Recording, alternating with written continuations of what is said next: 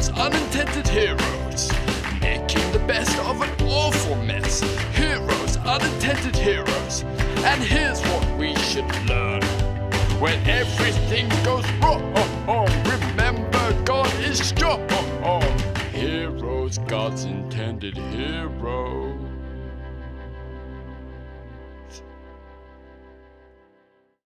Hi Lifespring kids, I'm Nicola. Let me get you up to speed on today's unintended hero. Their mum was unable to have children, but an angel told her that she would have a son and that she should name him John the Baptist. No. Samuel. No. Isaac. No. Samson. Samson would have extraordinary strength and he would be used for God's purposes. Terms and conditions: do not cut his hair, like ever. So his hair remained uncut and glorious. He was judge of Israel for 20 years and he was strong. So strong that he killed a lion with his bare hands.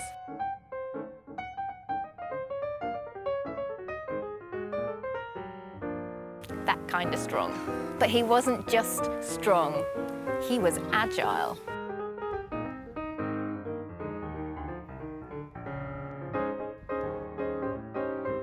He caught 300 foxes. Is it 300? What did he do with them? What? No. You can ask your parents what he did with them. His enemies were God's enemies, the Philistines. Samson won every thumb war. Samson was very resourceful. If you went into battle, what weapon would you choose? A sword? A bazooka? Grenade? A fighter jet? No. Jawbone of a donkey. Huh? What? Is this right? Jawbone of a donkey. Holding it in one hand, he defeated 1,000 Philistines. 1,000 Philistines. 1,000 Philistines. You can't write this stuff. Nah, actually, you can't. He even lifted a city gate. Just took it for a walk to the top of a hill. Because he could. Gaza Gate. That's big. Imagine if London had a door to get in. It'd be big, right? Not too big for Samson. And that's where we come in the Valley of Sorek, and meet Samson with a woman he fell in love with called Delilah. But Delilah wasn't exactly marriage material. She was a Philistine, they're the enemies, and in fact she was tricking Samson for information of high worth to anyone who had ever met him.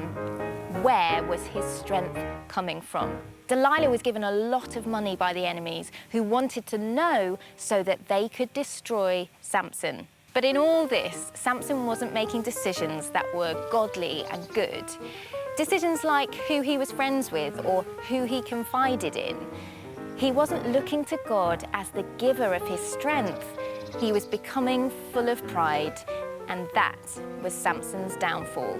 Ding ding, round one. Delilah asked for the secret of his strength.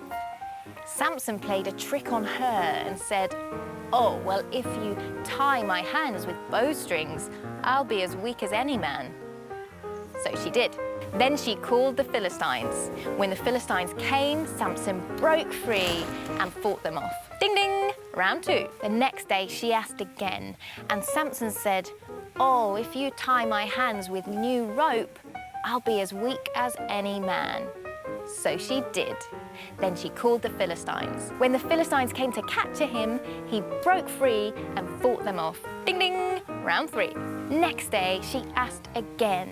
Samson said, "Oh, if you tie my hair in a loom, I'll be as weak as any man." So she did. Then she called the Philistines, and when the Philistines came to capture him, he broke free and fought them off. To be honest, he could have said anything at this point, and they would have tried it, just to be in with a chance of defeating the strength of this one man. "If you feed me 7 chocolate bars and buy me some new trainers, I'll be as weak as any man." Nah, but he didn't say that. In fact, the next thing he said was where stuff really went wrong. Worn down by Delilah's persistence, he gave in and told her the truth. He'd kept it secret for so many years, and now he'd given it away to a woman who was tricking him for the information. What a waste. But Samson had so many opportunities to make better decisions and to do what he knew God would have wanted him to do. Delilah helped Samson fall asleep, then shaved his hair. What happened next? Oh yeah, she called the Philistines. The Philistines came and they captured him because his strength had gone. They took him away and he lost his sight. No! So Samson lost his hair, which meant he lost his strength, which led to him losing his sight and his favor with God. Phew, bad day. But even the biggest of mistakes can't stop God's plans to keep his people safe. Samson was arrested and taken to the temple. But do you think losing his sight and losing all of his super strength stopped Samson? Oh no. He cried out to God to restore his strength one last time.